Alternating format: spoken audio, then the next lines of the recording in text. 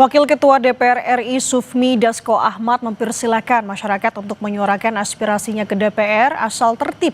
Dasko bilang apa yang disampaikan massa akan menjadi bahan introspeksi bagi DPR.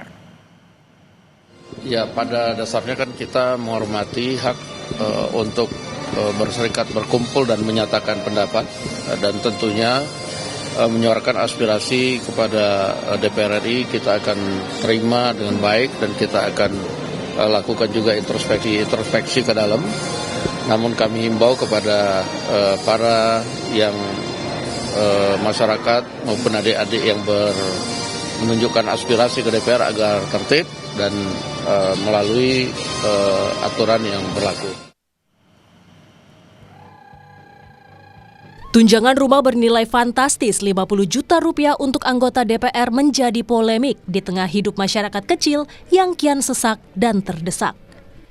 Inilah beberapa tunjangan yang diterima para wakil rakyat. Ada tunjangan jabatan yang besarannya variatif, antara ketua, wakil ketua sampai anggota DPR, mulai 9 juta hingga 19 juta rupiah. Ada juga tunjangan PPH senilai Rp2.699.000 yang dibebankan ke kas negara. Padahal para pekerja biasa dikenakan PPH sebesar 15 hingga 35%, tergantung besaran penghasilan per tahun. Selanjutnya ada tunjangan komunikasi mulai dari 15 hingga 16 juta rupiah. Ada pula bantuan listrik dan telepon senilai Rp7.700.000.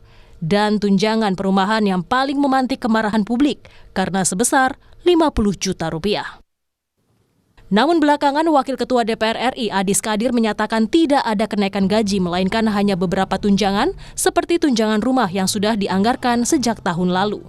Seperti saya sampaikan, tunjangan beras itu tidak ada kenaikan sejak tahun 2010, itu sebesar 200.000 kurang lebih per bulan. Jadi itu saja yang ingin saya klarifikasi. Jadi saya sampaikan tidak ada kenaikan gaji. Yang ada memang hanya tunjangan perumahan yang sudah dianggarkan sejak tahun lalu. Itu karena rumah dialihfungsikan oleh Sekretariat Negara. Melimpahnya pendapatan anggota DPR bak memperlebar jurang pemisah dengan potret masyarakat yang masih serba kekurangan.